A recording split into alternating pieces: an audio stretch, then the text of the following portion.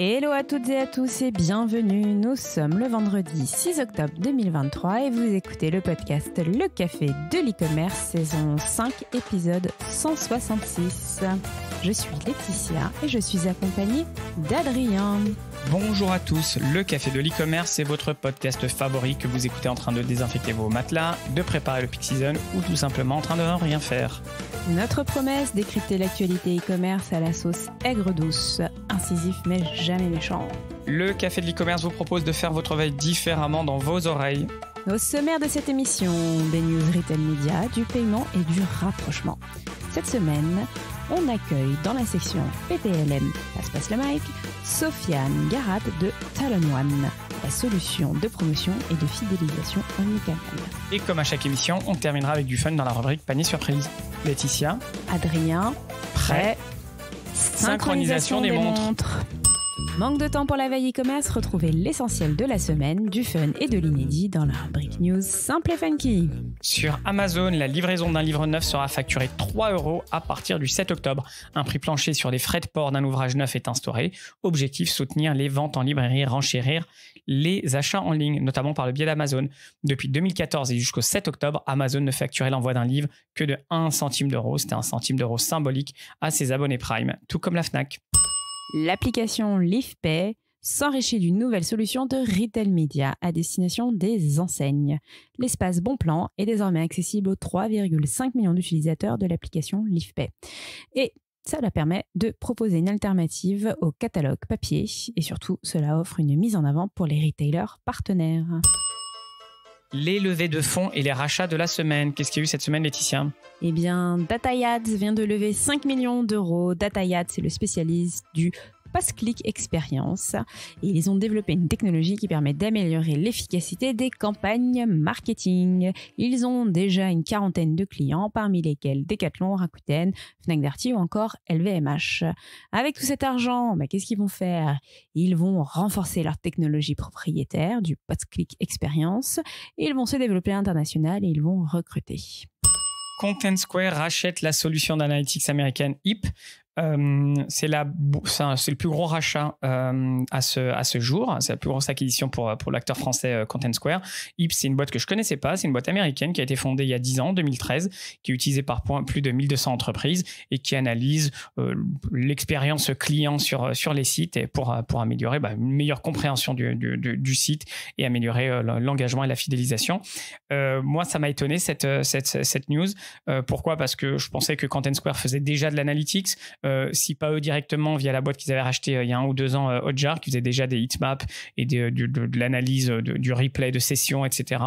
Peut-être que je vois dans cette acquisition une manière de Content Square d'être un peu plus présent aux États-Unis. Il galère un petit peu.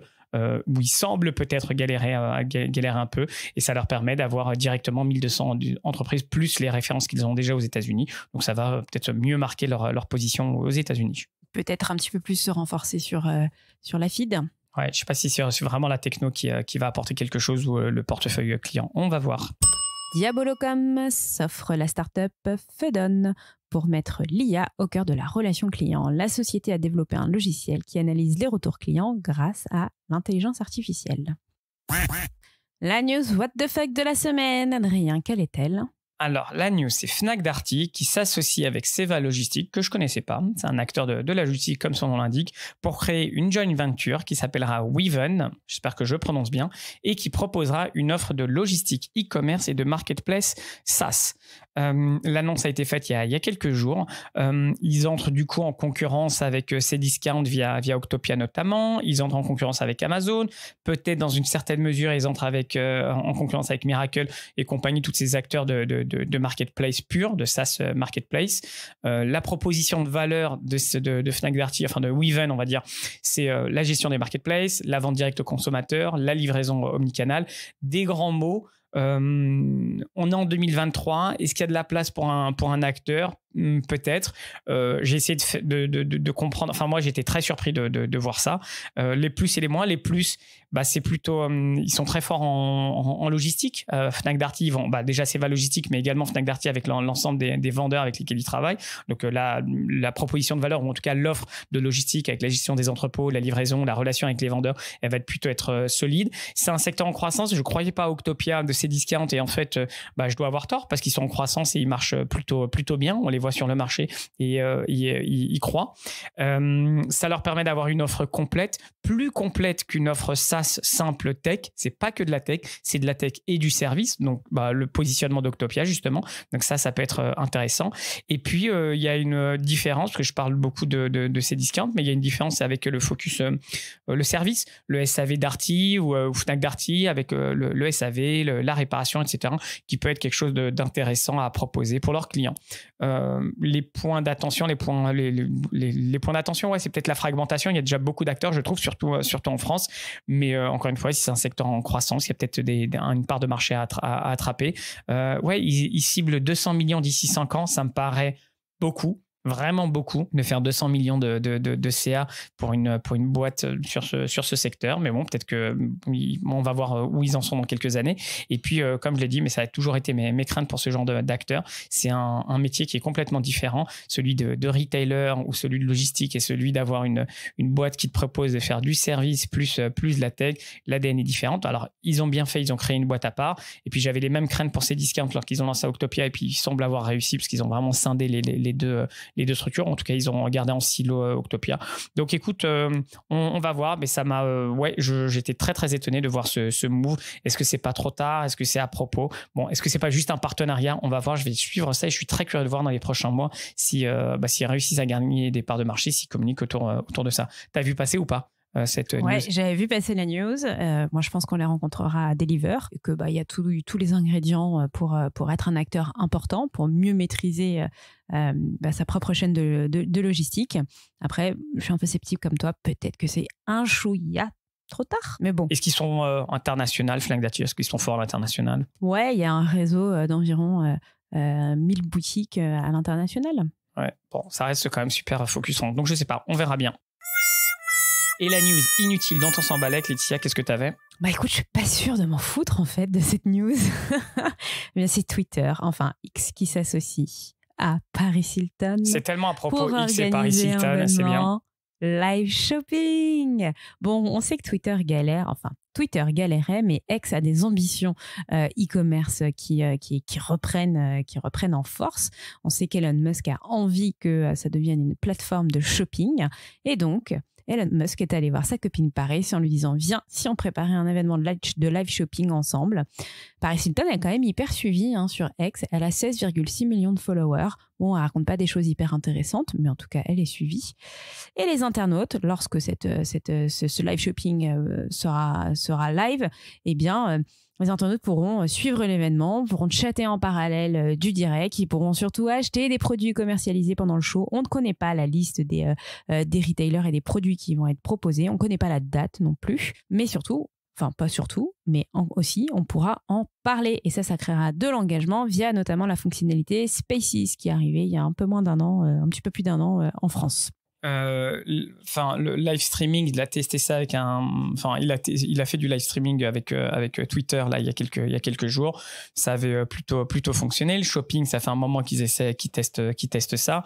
J'ai lu qu'ils avaient testé des choses en live shopping justement avec Walmart. Et là en fait, moi ce que j'en retiens, c'est qu'ils se repositionnent vers les créateurs de contenu plus que vers les marques ou les retailers. Et puis comme tu as dit, elle est suivie, mais pas non plus énormément suivi, donc ils vont tester, on va voir ce que ça fait. Peut-être ce sera une nouvelle offre et donc en concurrence plutôt d'un Twitch, peut-être si c'est vers les créateurs de contenu. On va voir ce que ça va donner, mais oui, il teste plein de choses et puis il réussira à trouver son modèle s'il continue comme ça. Vox Populi, la communauté LC2 a donné son avis cette semaine. Tous les mercredis, on vous propose de donner votre avis sur un sujet e-commerce. Cette semaine, nous vous avons interrogé sur TikTok. Avez-vous déjà effectué un achat en ligne suite à une vidéo TikTok? Les résultats, Adrien, sont-ils à la hauteur de ce que tu pensais ou espérais? Pas du tout. Alors, j'étais très surpris. Bon, déjà, LinkedIn, ça n'a pas du tout fonctionné. Donc, je pense que les sondages sur LinkedIn... Deuxième fois. Mais je vais continuer et puis on verra. Peut-être qu'il faut le tourner différemment. Je ne sais pas. Sur WhatsApp, par contre, ça a cartonné. On a eu énormément de réponses. C'est une réponse très simple. Donc, je te donne les résultats. On a eu donc, avez-vous déjà fait un achat en ligne suite à une vidéo TikTok? Oui, à 5%. Non, oui, à 5%. Presque, mais je ne l'ai pas fait à 7%. Non, jamais à 30%. Et je n'utilise pas TikTok à 57%. J'aurais jamais imaginé la proportion que je n'utilise pas TikTok à 57%. J'aurais jamais imaginé le non à 30%. C'est-à-dire, on est 6 fois plus grand que le oui. Allez, le oui combiné, on est peut-être 3,5 fois plus que le oui ou presque. Donc voilà, en fait, tous les rapports, on nous montre on nous dit oui, mais en fait, attention, il ne faut pas se méprendre. On n'est pas la cible. Et donc, j'aimerais bien avoir ton avis. Mais ouais. Tu poses ce sondage dans un groupe où on est quand même 300. Oui, on est des professionnels de l'e-commerce. Voilà. Moi, je sais que j'ai désinstallé 2 fois parce que cette drogue TikTok, elle est plus forte que moi. Mais je me serais attendu quand même que la majorité, ils suivent ça. Ils sont sur TikTok. Et non, donc ça m'a étonné. Ouais. Toi, tu as répondu quoi? Moi, je fais partie de la minorité. J'ai répondu oui, bien évidemment. Ouais, je ne parle pas de quelque chose que je ne teste pas, sachez-le. Donc oui. Bien évidemment que TikTok made me buy it. Et toi, Adrien, qu'est-ce que tu as répondu? Moi, j'ai répondu je n'utilise pas TikTok, mais je pensais être une minorité parce que j'étais le premier à répondre vu que c'est moi qui ai posté le sondage. Et en fait, ça a vite été suivi et je me suis senti moins seul. Mais du coup, ça m'a vraiment surpris ce chiffre, quoi. Près de 60%. Donc, de presque 2/3 du groupe. Et on est plus de 300. Et on est des professionnels de l'e-commerce et du retail. Donc, on est censé bien comprendre. Donc, je sais pas. Moi, je me rends compte que c'est une faute professionnelle de ne pas avoir TikTok sur mon téléphone et de ne pas l'utiliser. Mais bon, je m'avoue vaincu. Donc, écoute, non, j'ai répondu je n'utilise pas, mais je suis certain si j'utilisais que ça pourrait. Quoique je fais attention à mes achats en ce moment, donc je sais pas.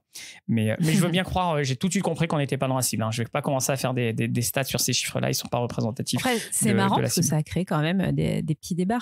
Ouais. Non, j'ai désinstallé, comme tu disais. Il y en a pas mal qui sont dans ma situation. Hein. Je pensais être tout seul, mais en fait, en discutant après, et notamment cette semaine, je te raconterai ça tout à l'heure, je suis pas le seul à avoir désinstallé et à me tenir un peu loin de tout ça. Non, alors, ceci dit, pour rebondir et sur un niveau, une couche un petit peu supérieure, on nous vend souvent TikTok comme étant le Graal, notamment sur du social commerce. Moi, il y a quelques jours, j'étais speakeuse sur un événement où quand même les gens avaient un certain niveau de maturité sur l'e-commerce. Tout le monde parle de TikTok, mais la réalité, c'est qu'ils ne maîtrisent pas TikTok et ne comprennent toujours pas comment est-ce qu'ils peuvent leverager cette application et comment est-ce qu'ils peuvent convertir. Donc oui, tout le monde te le balance, mais la réalité, c'est que très peu savent s'en servir. Quoi de neuf chez nous? Mais que s'est-il passé cette semaine dans l'équipe Le Café de l'e-commerce? Ne stockez pas, on vous dit tout ici et maintenant. Laetitia, cette semaine, qu'est-ce qui s'est passé? Eh bien écoute, ça y est, je crois que nos World Tours s'achèvent.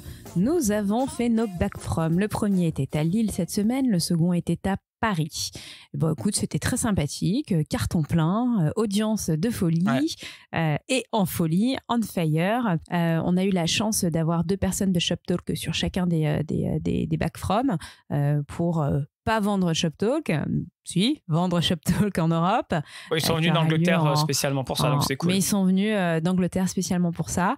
Nous, ce qu'on en a appris, c'est qu'il y a un intérêt quand même pour ce genre d'événement. Il y a un intérêt pour ce qui se passe aux États-Unis. C'est marrant parce qu'on a toujours l'impression que... moi, j'ai l'impression que les gens s'imaginent que je vais revenir avec plein de nouveautés, plein de trucs tendances et des trucs de folie. Tu sais, c'est comme quand on était au collège et qu'on avait des amis qui partaient aux États-Unis. Ouais. On croyait qu'ils allaient revenir avec des trucs à la mode et que nous, on allait mettre 10 ans pour les acquérir. Bon, là, pas trop. Il y a quand même un écart entre l'Europe et les États-Unis, mais pas si énorme que ça. Je suis pas d'accord avec toi. Parce que t'es dedans, mais non, quelqu'un qui est externe, j'ai eu des... Non, je suis pas d'accord. Non, attends, je parlais en termes de temporalité. On n'est plus sur des 10 ans de retard. Si on est sur un 6-9 mois de retard, c'est max. Mais on revient quand même avec des use cases, avec des choses qu'on n'aurait pas pu avoir si on était ici. Par contre, oui, c'est pas le futur. Ça, c'est... t'as raison, ça s'est réduit le temps de décalage. L'écart, je suis d'accord avec toi. C'est réduit. On a poursuivi ces matinées conférences avec des déjeuners. C'était très cool. Merci à vous d'être restés avec nous pour déjeuner. Adrien, qu'est-ce que tu en as pensé de ces 2 jours back from avec notre ami Michel? Ouais, très intéressant, c'était super. C'est toujours cool de rencontrer des gens qu'on connaît, des gens qu'on connaît pas, des gens qui nous écoutent et qu'on ne connaît pas, des personnes. J'ai revu des gens que j'avais pas vus depuis 15 piges, donc c'était très très enrichissant, très intéressant et puis les retours sont positifs. Alors pas juste pour nous faire plaisir, enfin aussi peut-être pour nous faire plaisir, mais les retours qu'on a pu glaner, ils sont positifs. Donc c'est quoi la suite, Laetitia? On refera ça en janvier, c'est ça, pour la NRF? On refait ça en janvier. On sera à la NRF qui a lieu début janvier, mi-janvier, je crois. Et bien évidemment que fin janvier, nous réitérerons l'opération Back From. Toujours dispo pour la communauté, janvier, donc vous serez au courant. Quoi d'autre, Laetitia? En attendant janvier, nous revenons avec nos lunchs de l'e-commerce. Nous vous proposons, non pas une matinée débat, mais un déjeuner débat. Et je n'ai plus les dates, Adrien, si tu peux me les retrouver. La prochaine, c'est le jeudi 9 novembre à Paris. Et la suivante, c'est le mardi 5 décembre également à Paris. Donc, on vous mettra les liens, on vous communiquera tout ça. Pour le moment, Paris, oui, on va aller en région. On va soit à l'autre bout du monde, soit à Paris. Mais il faut des fois être à l'autre bout de la France. C'est très bien aussi. Donc, c'est dans nos plans de sortir de Paris. Mais en tout cas, tous ceux qui sont soit en déplacement pro pour une raison .net, vous êtes dans le coin le 9 novembre à midi ou le 5 décembre, on sera plus que ravis de déjeuner. Donc, on lancera tout ça. C'est gratuit, ouvert à tous, pas de sponsoring. Il n'y aura pas vraiment de débat, c'est plus pour se rencontrer, papoter, discuter autour de l'e-commerce. Et la troisième chose, là c'est mon worldwide personnel, j'animerai une matinée débat autour de l'architecture Mac. E-commerce, la migration Mac à tout prix. Ce sera chez Clever Edge et ce sera le mardi 17 octobre. On aura bien évidemment Olivier de Martinerie de chez Clever Edge. On aura des gens de chez Contentful, une personne de chez Scaleflex et une personne de chez Vtex. Venez nombreux. C'est principalement réservé aux retailers. Venez nombreux, on va bien s'amuser et on vous promet de débattre sans langue de bois. Qu'est-ce que tu feras toi là-bas? J'animerai. C'est ce que je disais en tout début. Ça veut dire quoi, animer? J'animerai. Je serai la présentatrice, la modératrice et je serai celle qui donnerait les points. Et toi, de ton côté, Adrien, qu'est-ce qui s'est passé cette semaine? Il s'est passé pas mal de choses, mais ce que je voulais partager, c'est hier. Donc, jeudi 5 octobre, il y avait une conférence Google qui s'appelait 3e édition des rencontres Google Cloud dédiées au secteur retail et CPG. J'ai été invité, j'étais ravi de participer. C'était vraiment ouvert à tous pour l'écosystème qui s'intéresse un petit peu à ce qui se passe. L'IA était partout dans l'agenda, donc ça, c'était plutôt cool. Et puis, ça suivait 2 jours après la keynote de Google sur les nouveaux téléphones, les nouveaux appareils. Donc, ils communiquent beaucoup sur l'IA. On était une centaine de personnes. Ça a duré peut-être 3 heures, quelque chose comme ça. C'était sur une après-midi ou une fin d'après-midi. C'était intéressant. C'était très dense, c'était très dynamique. Donc, moi, j'ai kiffé. Si tu t'ennuies, au bout de 10 minutes, c'est un autre speaker. Donc, tu n'as pas le temps de t'ennuyer finalement. Et je ne me suis pas du tout ennuyé parce que c'était très dense et très intéressant. 2-3 petites choses que je voulais te partager. L'augmentation des promotions. Alors, Google, moteur de recherche, ils savent tout ce qu'on fait avant même que vous le tapiez dans Google. Une augmentation de 23% des recherches sur les promos, les codes promo, etc. Ça reprend un peu tout ce qu'on se disait ici avec la pression sur le prix et la recherche de la promo à tout prix. Le concept de Teensumer, c'est teenager consumer, c'est des ados qui s'assument et qui veulent consommer. Je crois que c'est un peu marketing parce que j'ai fait mes petites recherches derrière et j'ai rien trouvé sur ce teensumer. Ils ont peut-être inventé le terme juste avant la conf parce que ça sonnait bien, ou alors j'ai mal cherché. En tout cas, ça montre que, ce qui leur point, c'est il y a un segment de population qui sont les teenagers, les ados qui sont décomplexés, qui font des recherches très précises, suite justement certainement à des TikTok et compagnie. Adrien, excuse-moi, Teensumer sur TikTok, c'est 1,8 million de vues. Non.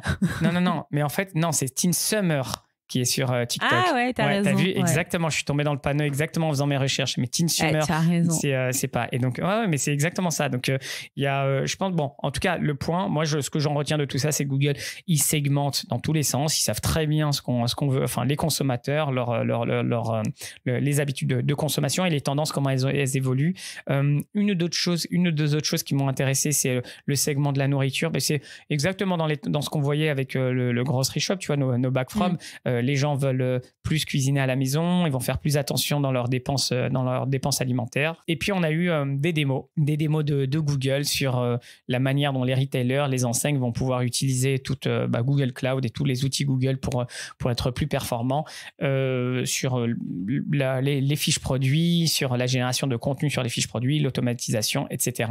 Et j'ai été bluffé. Alors, bluffé pourquoi ? Parce que je vois tout un pan du marché on va pouvoir leur dire bye bye. Tu vois, les Unify, Wiser et compagnie, je me pose vraiment des questions sur ce segment. Donc, c'est des outils qui te permettent de nettoyer. C'est une sorte d'une surcouche de PIM qui permettent de nettoyer tes informations en produits. Là, en 3 clics, ils te montraient comment mettre à jour peut-être des milliers ou des dizaines de milliers de produits. Et moi, j'étais bluffé. C'est-à-dire que c'était même parfois juste une image. Tu uploads une image, il va reconnaître ce qu'il y a sur l'image, il va te la mettre dans la bonne catégorie et il va te générer la description produit. C'était waouh. Et bien sûr, tu as la main pour pouvoir modifier ce que tu veux et redresser ce que tu veux. Il continue à te dire que c'est un outil et qu'on ne va pas remplacer l'humain.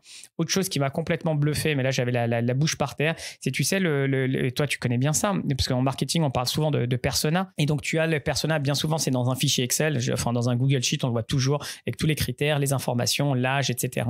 Et là tu vas uploader tout ça, tu vas envoyer tout ça dans le système et il va te créer un chatbot avec la personne. Donc déjà visuellement tu vas le voir. Mais c'est chambé, c'est extraordinaire. Je le veux, cet outil. Mais moi j'ai vu ça, j'étais waouh, mon corps s'est arrêté. Et tu imagines que tu vois ce personnage, tu dis comment est-ce que tu veux, la manière dont il répond, les réponses qu'il te fait, etc. C'est tellement plus pratique, c'est-à-dire ça va tellement simplifier les réunions. On est 10 autour de la table à brainstormer autour des personnages. Alors Brenda a 40 ans, CFO. Ouais, comment tu appelles ça, comment est-ce que tu aimerais qu'on te parle sur ça, etc. Je trouvais ça génial. Et le point d'après, c'est l'hyper-personnalisation, c'est-à-dire que tu vas pouvoir faire des messages sur on connaît Adrien, on a toutes ces infos CRM dans notre système, en tant que retailer, et je vais pouvoir créer un email qui me parle à moi.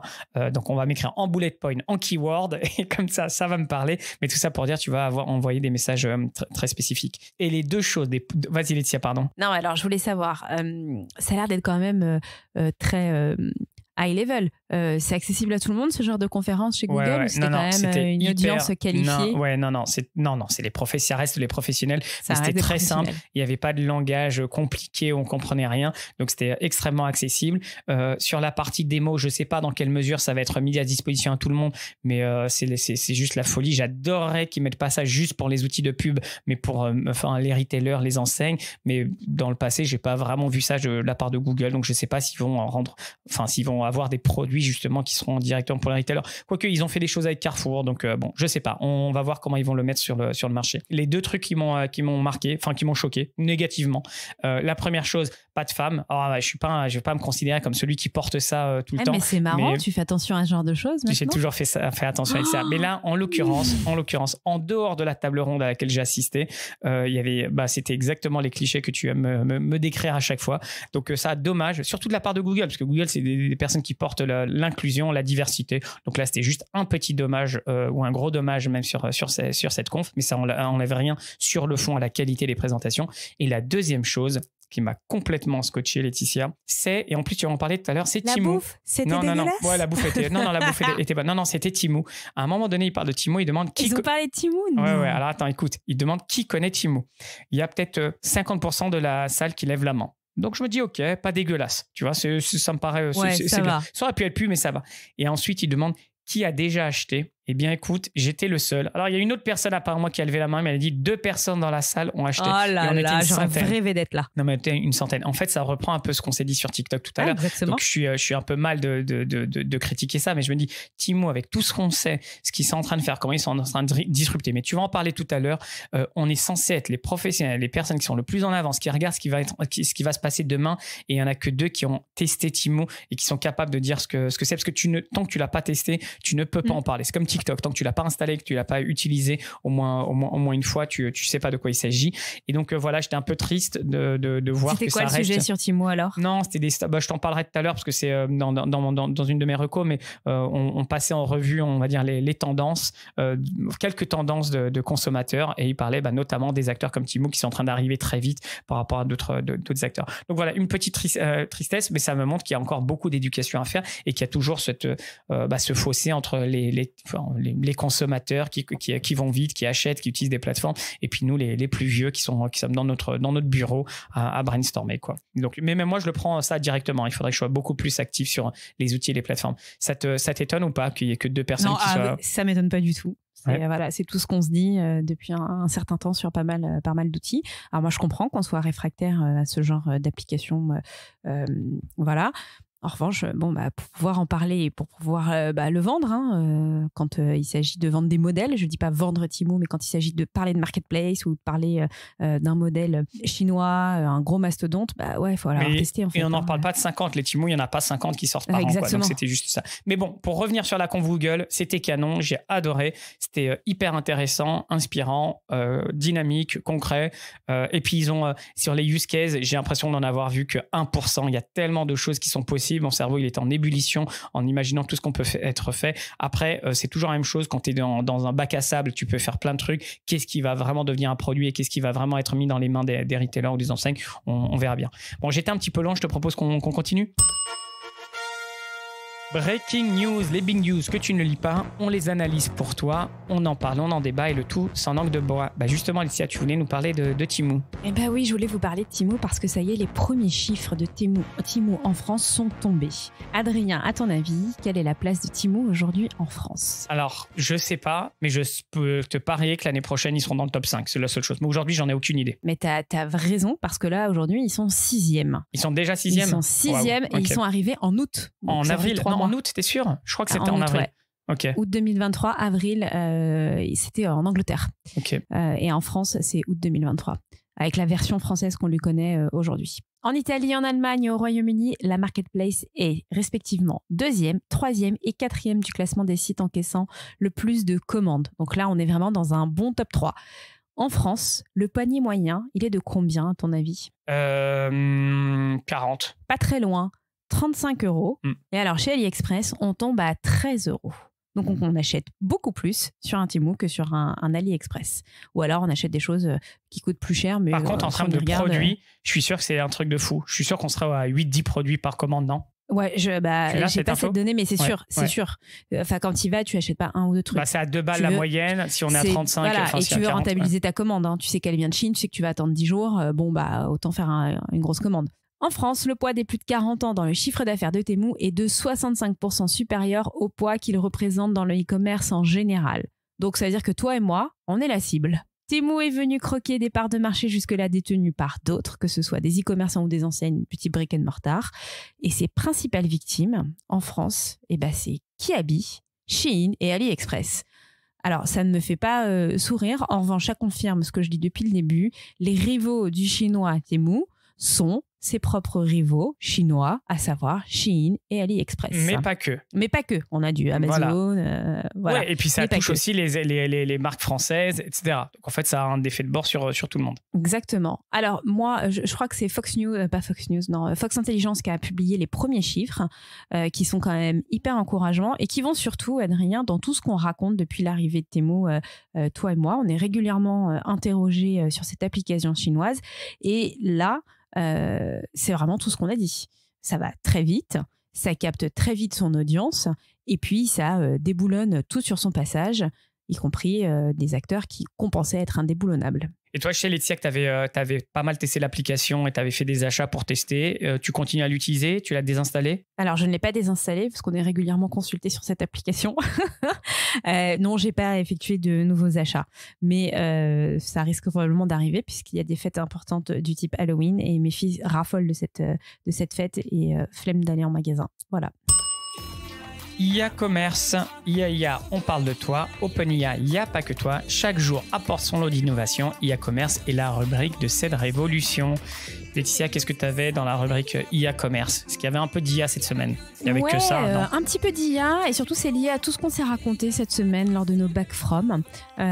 Pour ceux qui n'étaient pas là, sachez qu'aux États-Unis, la question la plus souvent posée aux assistants vocaux est « Qu'est-ce que je mange ce soir ?» ou « Qu'est-ce qu'on peut manger ce soir ?» Eh bien, Amazon vient de confirmer que des interactions avec Alexa pourrait être utilisé pour entraîner son modèle d'IA. Pourquoi je vous dis ça? C'est que quand on était à Grocery Shop, on voyait qu'il y avait plein de modèles justement de solutions qui étaient entraînés à base d'intelligence artificielle pour proposer des recettes, des choses comme ça, et principalement via quel canal? Via le canal des assistants vocaux. Bon, c'est pas une grande nouvelle. La petite nouvelle, c'est que quand même, avant Amazon, il y a eu Zoom, il y a eu le précédent Zoom qui s'était récemment octroyé un droit quasi identique d'entraîner ses modèles d'intelligence artificielle sur les conversations en visio de ses clients. Et finalement, Zoom avait rétro-pédalé. Là, on a quand même l'impression qu'Amazon semble déterminé. On le sait, quand vous faites l'acquisition d'un assistant vocal chez Amazon, vous savez qu'il vous écoute et qu'il est entraîné pour pouvoir vous proposer du contenu personnalisé. Là, personne ne se plaint. L'annonce, pour moi, elle apporte rien de nouveau, si ce n'est que c'est une confirmation que oui, on va vous écouter et qu'il y a une possibilité d'opt-in ou d'opt-out. Donc, vous avez la possibilité de dire oui, j'accepte qu'on m'écoute et qu'on entraîne l'intelligence artificielle. Non, je refuse. Enfin, vous continuez à m'écouter. En revanche, non, je ne veux pas que ça entraîne votre outil d'IA. Ouais, enfin, c'est une non-news. La news aurait été que Amazon n'utilise pas les informations ou que les sites n'utilisent pas les données qu'on leur donne. Mais dans quel monde tu vis, Adrien? Ce ne serait pas une news non plus. Oui, voilà, c'est ça. Mais c'est comme si on me dit Twitter n'utilise pas ces données pour apprendre. Enfin, bref. Non, mais du coup, je fais le lien avec tout ce qu'on a entendu chez Grocery Shop et que finalement, tu as quand même le choix de dire non. Tu as quand même le choix de refuser. Parce que souvent, moi, je vois, pas plus tard qu'hier soir, j'étais sur un groupe Facebook qui parlait de je sais plus quelle application qui absorbait toutes ces données sans le savoir. Oui, c'est Timo, justement. Il y a eu le scandale qu'ils aspiraient tout. Ouais, mais j'étais dans un groupe. Un autre? Ok, d'accord. Ouais, non, mais c'est un groupe bien particulier de consommateurs, machin. Et effectivement, ça devait parler soit de Timo et quelqu'un disait, tout le monde fait ça. Et là, t'es en train de parler sur le groupe Facebook.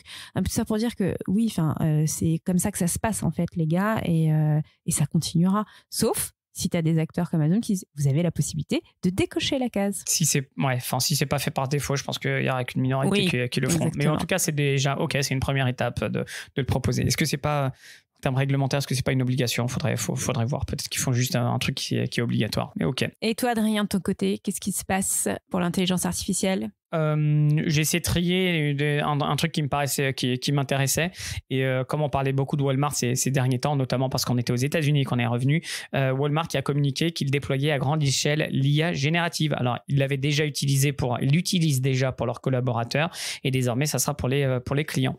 Pour les collaborateurs, ils expliquaient qu'ils avaient déployé aux États-Unis pour 50 000 personnes dans les bureaux une IA générative. Ils ne dévoilent pas laquelle, pour résumer des documents, pour préparer les rendez-vous, pour collecter les feedbacks, et ça marchait plutôt bien, parce que le Walmart s'est jamais caché, enfin ces derniers temps, d'expliquer que l'IA générative c'était une grosse priorité pour eux.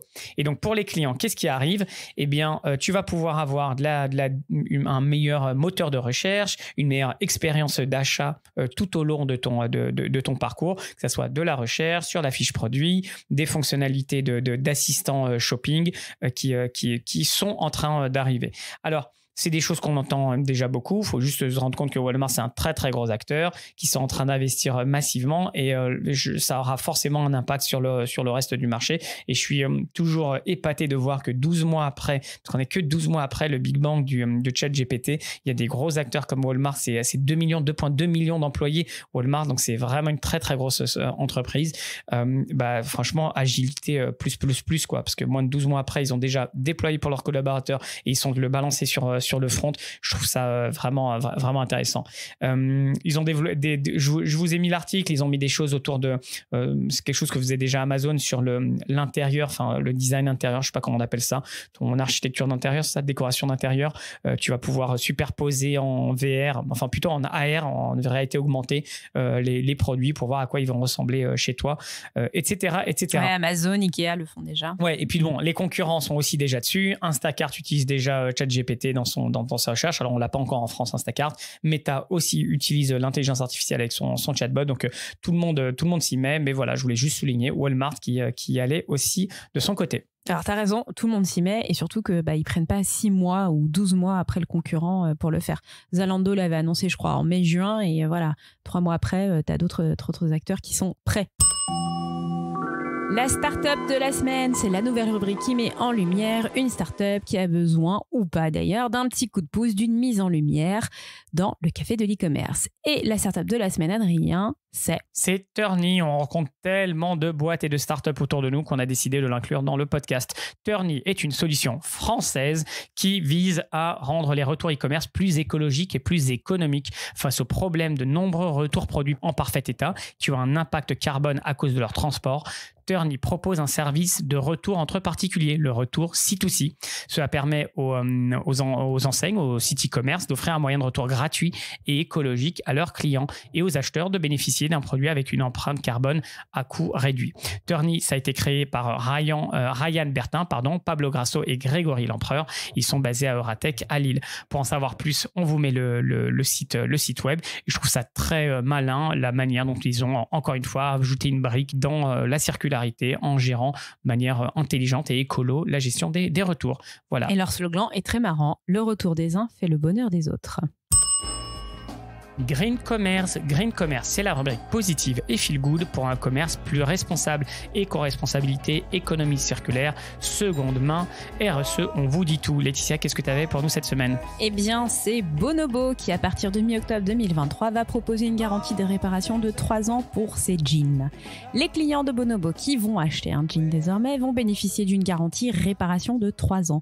Cette garantie concerne l'offre de jeans noirs, gris, indigo, blanc. Elle prend en compte des coutures et les accessoires, les zips, les boutons. Bon, en résumé, si vous perdez un bouton ou qu'une couture craque, vous pouvez le faire réparer gratuitement dans votre magasin Bonobo en présentant votre ticket de caisse. Bon, la classique. Super pour Bonobo. On espère que peut-être ça inspirera d'autres enseignes. Et Laetitia, tu avais une deuxième news pour nous. Une deuxième news, c'est l'offre de reconditionné de Murphy qui arrive chez Electrodépôt. Le spécialiste de la réparation d'appareils électroménagers Murphy propose son offre d'articles reconditionnés dans 10 magasins de l'enseigne Electrodépôt. La start-up tricolore Murphy est née en 2018 sur le créneau de la réparation de gros électroménagers. Passe le mic, c'est le moment où l'on partage le mic avec un invité expert de l'industrie e-commerce. Et cette semaine, on reçoit Sofiane Garat de Talon One, la solution de promotion et de fidélisation omnicanal.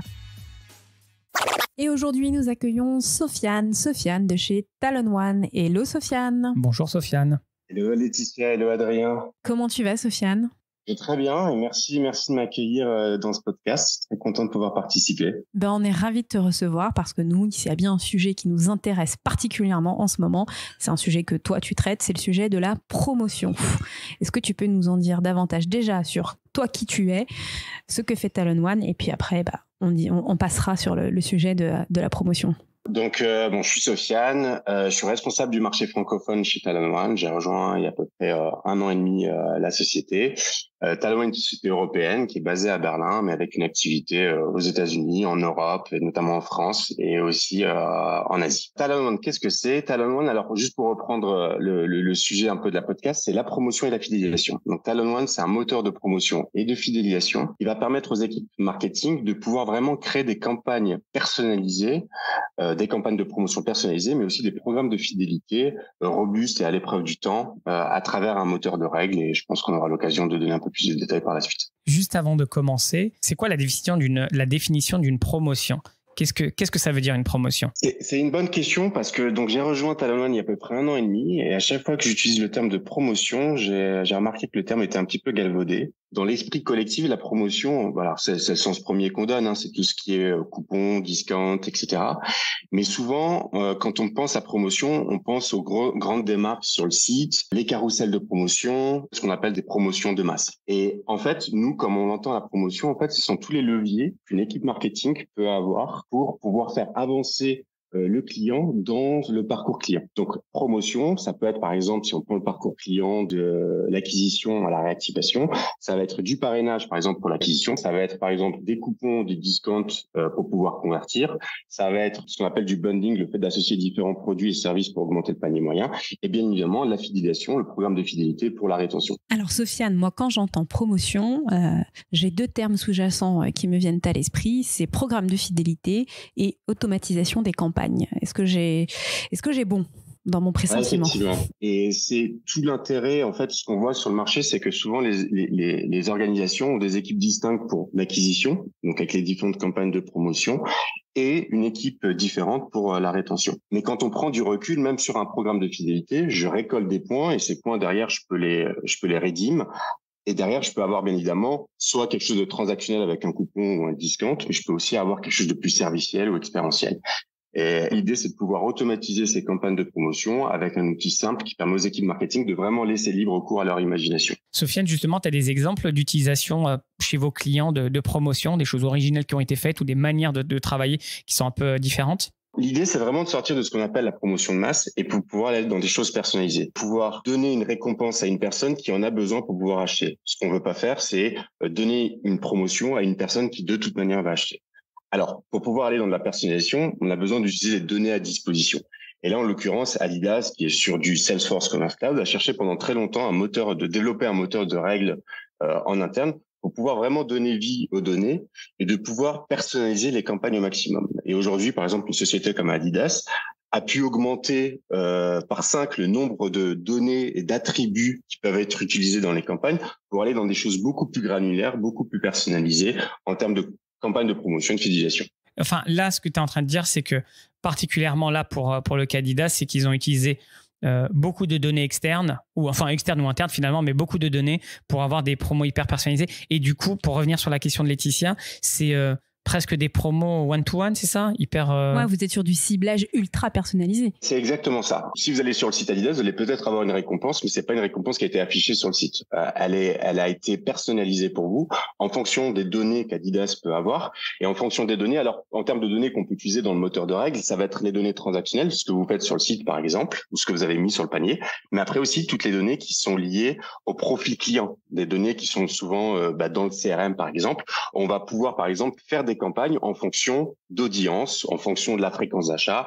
Les choses qui sont souvent utilisées par nos clients, c'est par exemple utiliser la fréquence d'achat, par exemple mettre des conditions du type si la personne appartient à un type d'audience ou si cette personne n'a pas acheté au cours des 6 derniers mois, alors on va lui donner une récompense. Moi, j'ai une petite question. D'un point de vue, c'est souvent les équipes marketing qui vont gérer ça. Comment est-ce qu'elles peuvent suivre tout ça quasiment en temps réel? La première chose qu'on voit avec les équipes marketing, c'est que il y a un décalage entre la créativité des équipes marketing et les limites techniques des solutions qu'ils ont à disposition et des limites en termes de ressources techniques. Nous, ce qu'on veut régler, c'est vraiment enlever tout type de blocage psychologique ou technique en termes de donner vie aux idées des équipes marketing. Donc, l'idée, c'est que les équipes marketing puissent, sans faire appel aux équipes IT, puissent créer leur propre campagne. Et ça, c'est vraiment important, c'est d'enlever tout type de blocage, en sachant aussi que, par exemple, aujourd'hui, ce qu'on voit sur le marché, c'est que je suis membre d'une équipe marketing, j'ai une idée de campagne promotionnelle ou de fidélisation. Je dois déjà vérifier que la solution que j'ai à disposition, elle me permet de couvrir ce use case. Et si elle me permet pas de couvrir ce use case, de discuter avec les équipes IT pour pouvoir peut-être customiser un petit peu la solution pour pouvoir couvrir ce scénario. Donc, on enlève ce blocage et on permet aux équipes marketing vraiment de se réapproprier ces sujets de promotion de fidélisation sans faire appel aux équipes IT. Derrière, on a différents types d'insights dans la plateforme pour savoir un petit peu comment la campagne elle performe, quels sont par exemple le nombre de fois que le coupon il a été utilisé, etc. En sachant aussi que on permet aussi de transférer toutes les informations qui sont dans les campagnes dans des solutions BI pour que les équipes marketing puissent croiser d'autres sources de données et avoir une vision plus globale sur ce qui se passe. Sofiane, si je comprends bien, vous êtes un peu un hub qui va pousser de manière omnicanale l'ensemble des promotions. C'est ça. Donc, on a un moteur de promotion de fidélisation qui repose sur un moteur de règles. Et derrière, dans ces règles, je vais pouvoir vraiment utiliser toutes les données que j'ai à disposition pour pouvoir rentrer dans quelque chose de beaucoup plus personnalisé. Alors, Sofiane, moi, j'ai bien compris ce que vous faisiez sur le ciblage ultra personnalisé, le suivi des performances, mais il y a d'autres avantages, justement, à utiliser Talon One, notamment sur du support client, parce que si les promotions sont ultra bien ciblées, j'imagine que derrière, il y a moins de réclamations et une meilleure compréhension de la promotion. L'idée, en fait, c'est que quand je suis sur le site et que je pense être éligible à une promotion et que je ne le suis pas, il y a un devoir d'éducation un petit peu pour expliquer aux consommateurs pourquoi il n'est pas éligible à la promotion. Et donc, par exemple, avec Vestiaire Collectif, qui est un de nos clients, donc français que tout le monde connaît, en personnalisant des messages erreurs pour expliquer pourquoi la personne n'est pas éligible à la promotion, on a pu voir une baisse de 25% sur les tickets remontés liés à des promotions mal comprises par le consommateur. Ok, très clair. Sofiane, c'est quoi les 3 conseils que tu donnerais justement à tous les commerçants qui ont ou pas la solution Talon.One, mais en tout cas qui veulent faire pour bien faire les choses en termes de promotion et de fidélité? Le premier, c'est vraiment de sortir de ce qu'on appelle la promotion de masse. Le terme est galvaudé aujourd'hui parce qu'effectivement, la promotion de masse, elle a un impact super négatif, tant sur la marge que sur l'image de marque. Il y a un rapport de BCG qui est très intéressant qui dit que si on redirige ne serait-ce que 25% du budget qui est alloué à la promotion de masse sur des offres plus ciblées, plus personnalisées, on peut s'attendre à un ROI de 200%. Donc le premier point, c'est vraiment de sortir de la promotion de masse et vraiment avoir une gestion intelligente des promotions en fonction des données que j'ai à disposition. Le deuxième point qui est un petit peu lié au premier, c'est qu'on peut pas faire n'importe quoi avec les promotions. Aujourd'hui, il y a une directive, donc c'est une directive européenne qui régule un peu la gestion des promotions pour les retailers et qui impose en fait aux retailers de faire preuve de transparence en termes de promotion. Ce qu'on veut éviter, c'est par exemple les promotions qui sont gonflées, où on va jouer sur le prix initial et le prix final pour faire croire aux consommateurs qu'il a une promotion qui est super importante et le pousser à l'achat alors que la promotion n'était pas si importante que ça. Donc aujourd'hui, cette directive, elle impose aux retailers de pouvoir montrer le prix le plus bas des 30 derniers jours en termes d'affichage sur le site internet. Sofiane, pour cette directive, vous informez vos clients, je sais pas, quand on arrive sur votre espace et que moi, par exemple, je suis marketeuse et que je veux faire le genre de campagne qu'il ne faut pas faire, comment vous informez que il faut pas faire ça? On n'est pas juriste. Nous, ce qu'on peut faire, c'est qu'on va pouvoir avoir, comme on est connecté au checkout, on a toutes les données de transaction et on peut afficher sur le site vraiment le prix le plus bas des 30 derniers jours. Donc, c'est vraiment un intérêt opérationnel pour les équipes retailers. Et pour ceux qui veulent en savoir un peu plus sur la directive Omnibus, on va faire un webinar dans quelques semaines avec un cabinet d'avocats qui pourra donner des conseils et les dispositions à prendre pour rentrer dans le clou au niveau de cette régulation. Donc, vous ne poussez pas vos utilisateurs à la promotion à outrance. Non, effectivement. Et aussi, la promotion ciblée, personnalisée, comme ce que j'ai pu décrire à un instant, est en dehors du scope. Donc, il y a une raison supplémentaire à aller dans la promotion personnalisée, puisque elle n'entre pas dans le cadre. Ouais, c'est ça. Donc tu peux faire. Mais bon, ça ne veut pas dire que tu peux dire n'importe quoi. Il faut toujours faire attention parce qu'après c'est peut-être légal de faire ça, mais c'est pas éthique de le faire. Ouais. Et effectivement, et aussi, je veux pas non plus critiquer les retailers. Parfois, elles le font peut-être de manière un petit peu frauduleuse, mais souvent c'est parce qu'elles n'ont pas l'outil qui leur permet d'avoir une gestion, un historique des différents mouvements de prix. Et ils sont pas capables de pouvoir l'afficher correctement sur le site internet. Donc parfois c'est juste une faille opérationnelle. Et le troisième conseil alors que tu avais, Sofiane? Le troisième, ce serait plus par rapport, on a évoqué rapidement l'omnicanalité. Ce qu'on voit en fait, c'est que il y a parfois pas de consistance en termes de mécanique de promotion, que je sois sur le magasin ou sur l'application mobile et sur le site. Aujourd'hui, en tant que consommateur, j'attends d'avoir la même expérience, quel que soit le channel utilisé. Talon.One est une solution, on va dire, dite headless, où on va découper le back-end et le front-end, et au final, on va considérer le magasin comme un autre front, au même titre que l'application mobile et le site internet. Mais encore faut-il, et c'est là peut-être le conseil que je me permets de donner aux retailers, c'est de pouvoir aussi avoir une vision un peu plus globale de ce qu'on appelle des terminaux de vente, du point of sales, ne pas considérer le point of sales, donc les systèmes de caisse, comme un système qui fonctionne en silo et qui est là juste pour faciliter le paiement. Le point of sales, le système de caisse, doit aussi s'intégrer à des systèmes existants, type l'inventaire, le CRM, mais aussi au moteur de promotion et de fidélisation. Comme ça, si je fais une mécanique de promotion ou de fidélisation, j'ai juste à envoyer le bon effet au point of sales, sans avoir à dupliquer à chaque fois les mécaniques dans le moteur de règles et dans le système de caisse. C'est là où parfois c'est là des techniques quoi. Ils sont peut-être limités parce que c'est très difficile. Enfin, c'est lourd de faire des migrations et les migrations des POS. Est un peu plus long que de changer un système online, on va dire. Mais dans cette promesse d'omnicanalité, on veut avoir la même expérience cross-channel. Donc aujourd'hui, c'est un marché qui est très fragmenté, hein, mais il y a des systèmes de caisse qui sont beaucoup plus modernes et qui permettent en fait de communiquer avec différents systèmes du paysage IT du client. Sofiane, comment on fait pour en savoir plus, pour aller plus loin? Déjà, tous les use cases que j'ai partagés, ce que j'ai pu dire, vous allez pouvoir trouver toutes les informations sur le site internet. Tout est public et il y a de nombreux use cases.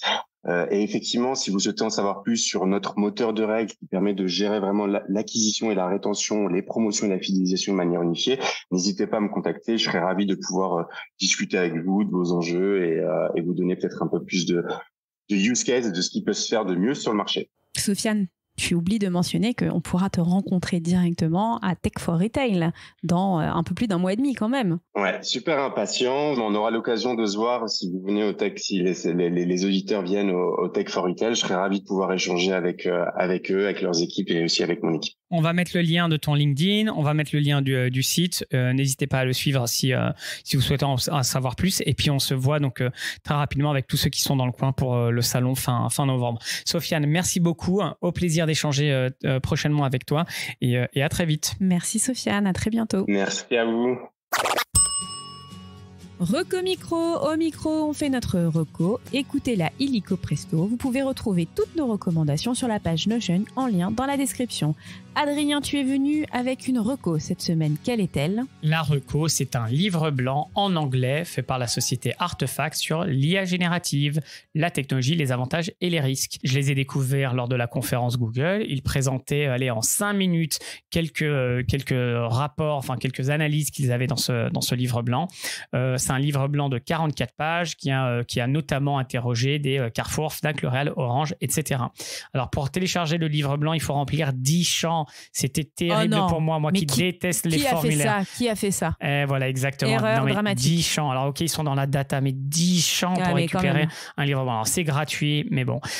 Et pourtant, ça vaut le coup, malgré les 10 champs. Qu'est-ce que tu demandes dans 10 champs? Le nom de ton père, ta mère? Je comprends pas. C'est exactement ça. Franchement, c'est abusé. Mais bon, ça vaut le coup. Donc, c'était difficile pour moi, mais je l'ai fait. J'ai rempli les champs, j'ai regardé. Et franchement, c'est peut-être alors ouais, je vais peut-être aller loin là-dessus, mais c'est peut-être un des meilleurs livres blancs que j'ai pu lire sur l'IA générative. Je vous invite à le faire, mais comme je sais que personne ne va le faire, je vais vous donner envie, Laetitia. Alors, ça commence, c'est hyper bien pensé. C'est intelligent, c'est bien pensé, c'est bien construit. 44 pages, ça paraît beaucoup, mais c'est hyper concret. Déjà, ça commence par un glossaire. On t'explique simplement les mots qui vont être utilisés, LLM et compagnie, le glossaire de l'intelligence artificielle. Une introduction, mais pas une introduction historique, mais pas le truc chiant. Tu adorais avoir 20 pages d'histoire. Non, il n'y a qu'une seule page pour les personnes comme moi qui aiment bien scanner l'information. On te rappelle juste le contexte de l'IA générative. Et ensuite, on te fait un récap des 6 derniers mois. On te donne l'IA générative, applications et avantages pour les entreprises, des vraies applications, des vrais use cases sur comment c'est utilisé, pas juste comment c'est utilisé, c'est-à-dire c'est le quoi et comment, les défis techniques, l'impact sur les emplois et les personnes, les enjeux éthiques et ESG et une conclusion. Et dans la conclusion, il y a une checklist. Ils ont tout compris. Une checklist avec les différentes catégories, les people, la tech, etc., la donnée, le legal et une vraie checklist avec faites attention à ça, commencez par ça. Donc j'ai adoré des use cases dans tous les sens. Donc, bravo à vous. Et un des rapports te donne l'utilisation de l'IA générative, les use cases d'utilisation. Ils sont surtout dans le customer service, dans les opérations et dans le sales et marketing, de très, très loin. Et par contre, loin derrière, on trouve l'IT, la finance, product et recherche et développement, HR et legal. Voilà, j'aurais pensé que... C'est quand même archi complet, hein. Ouais, hyper complet, concret, bien écrit. Donc, franchement, j'étais bluffé. C'est pas du tout sponsorisé. Et puis, moi, je suis un rageux. Donc, si j'ai quelque chose que j'aime pas, Adrien n'aime pas les livres blancs, sachez-le. Et encore moins non, mais les j'ai pas formes patience. avec Donc, ça se scanne bien, ça se lit bien, ça se picore. Donc, allez-y. Franchement, moi, j'ai beaucoup aimé. Je connaissais de nom Artefact. Et du coup, quand ils ont présenté, je me suis dit, waouh. Et en fait, c'était tellement dense et intéressant que j'arrivais pas à prendre mes notes parce qu'ils allaient trop vite quand ils étaient on stage. Ils avaient que 10 minutes. Donc, je me suis dit, attends, je vais aller regarder plus en détail. Donc, c'est vraiment une reco. Je les soutiens parce que c'est très, très cool. C'est peut-être un peu trop teinté tampon Google. Ça a été fait avec Google. Donc, tu vois que dans le comment, c'est toujours des logos Google partout. Mais finalement, en dehors de ça, je trouve ça hyper bien fait. Donc voilà ma reco. Ça t'a donné envie de le télécharger le lien ou pas du tout? Mais alors, la landing page et ce formulaire de 10 champs, oh là là, je les ai comptés. Hein. Franchement, ouais. Non, c'est traumatisant. Je vais le faire. Je crois que je vais m'endormir. Et on les avait déjà rencontrés, Artefact, lors d'un Lille Connect. Alors, je crois qu'il y a 2 ans. Toutes les boîtes s'appellent Artefact, franchement. Artefact, j'ai une app qui s'appelle Artefact. Non, mais franchement, le nom de la boîte, bon, ok. Panier surprise, c'est la fin de l'émission, on relâche la pression, la vie c'est comme un panier surprise, on ne sait jamais sur quoi on tombe, ce qui est sûr c'est qu'on se marre, le panier surprise c'est la rubrique des jeux autour du e-commerce et c'est la rubrique préférée des auditeurs. Et cette semaine, on va jouer et rigoler avec Laetitia. N'hésitez pas à vous prendre au jeu et à participer de votre côté pour trouver les bonnes réponses. Donc vous jouez contre moi et si possible, justement plus vite que moi. Et en général, je suis assez nul. Laetitia, qu'est-ce que tu avais pour moi cette semaine? Eh bien, Adrien, tu connais le Kikadi. Je viens avec le qui a écrit. Qui a écrit? Eh bien, qui a écrit un livre? C'est la rentrée littéraire. Tu n'as pas pu passer à côté. Tout le monde a sorti son petit livre, sauf nous.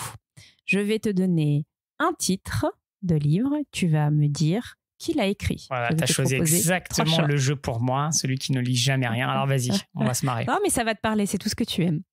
Forcez votre destin, résilience, ambition, passion, toutes les clés pour réussir. Ok, ça fait le coach de motivation. Ah, il faut que je te dise, mais t'as des propositions ou pas? Ah, j'ai des propositions, j'en ai 3. Génial. Elon Musk. Non. Anthony Bourbon. Ça serait lui, ouais. Tony Robbins.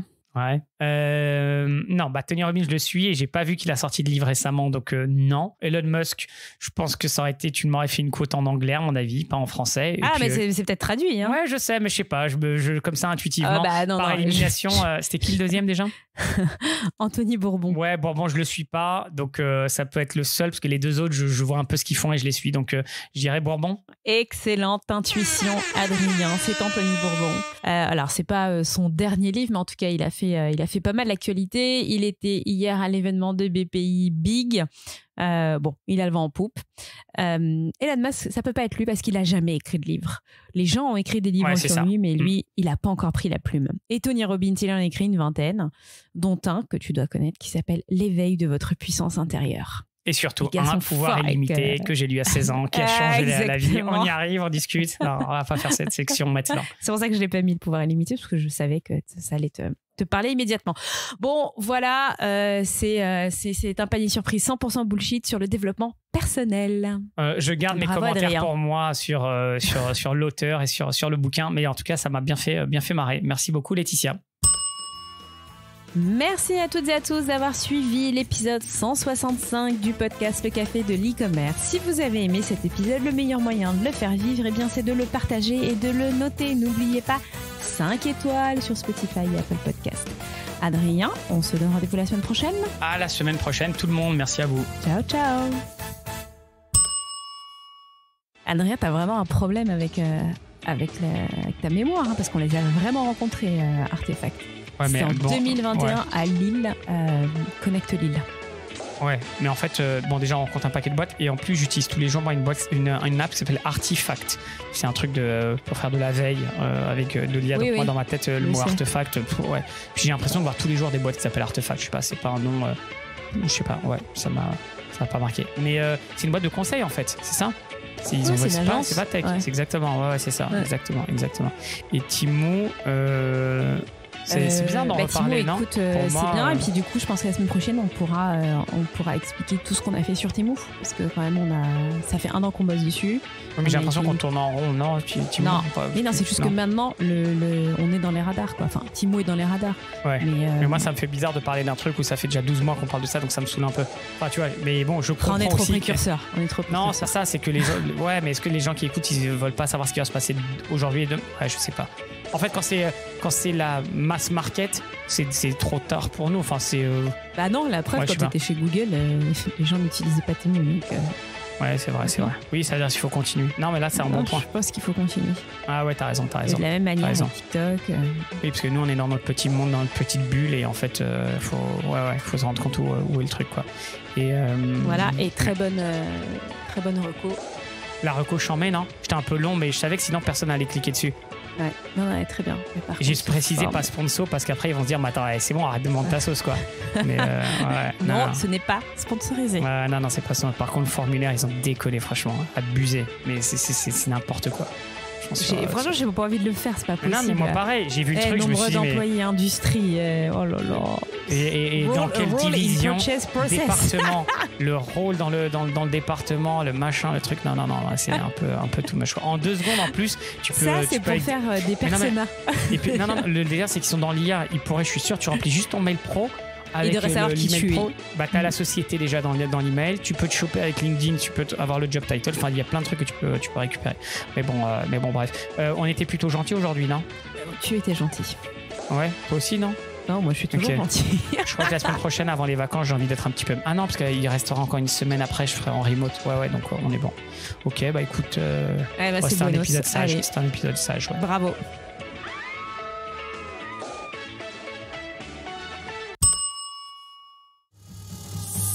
Florid!